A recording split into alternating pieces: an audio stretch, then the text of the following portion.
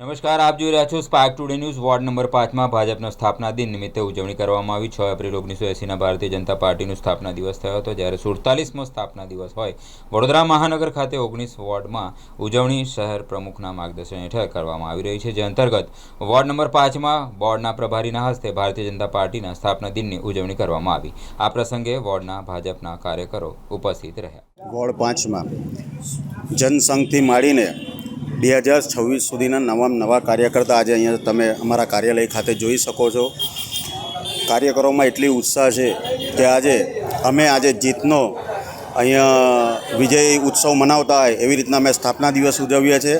અને અમારા કાર્યકર્તાઓ હંમેશા એટલા થનગનાટવાળા છે કે કાયમી કોઈ બી અમને અમારા અધ્યક્ષ અમને એવું કહે કે તમારે આ કામ કરવાનું છે, એના માટે હંમેશા અમે તત્પર રહીએ છીએ। અમારા ઉમેદવાર વગર બી કાર્યાલય છે અને 4 સીટ અમારા પ્રભારીએ કહ્યું એ રીતે અમે જીતી ગયા છે। બસ હવે અમે ખાલી ઉમેદવારની રાહ જોઈએ છીએ અને વિજય ઉત્સવમાં અમે વિજય ઉત્સવ મનાવીશું થનગનાટ સાથે। આજે બધા સૌ ભેગા થયા છે। ભારત માતા કી જય, વંદે માતરમ। રાષ્ટ્રીય વિચારધારા ધરાવતી આખા દેશની એકમાત્ર રાજકીય પક્ષ એટલે ભારતીય જનતા પાર્ટી 6 એપ્રિલ 1980ના રોજ આ રાષ્ટ્રધારા શરૂઆત થતાં બે સીટની પાર્ટીથી લઈને હાલમાં નડિયાદથી ને તળિયા સુધી ધરાવતી આ કાર્યકર્તાઓની પાર્ટી આજે 47મો સ્થાપના દિવસ છે।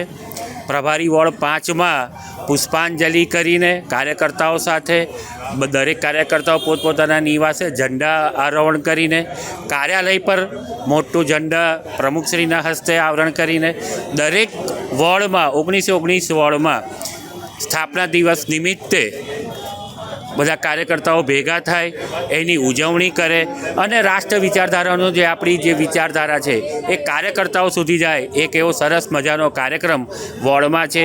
વોર્ડ 5માં મારે વક્તા તરીકે આવવાનું થયું છે। પુષ્પાંજલિ કરી ખૂબ મોટી સંખ્યામાં કાર્યકર્તાઓ સાથે ઉજવણી કરીએ છીએ।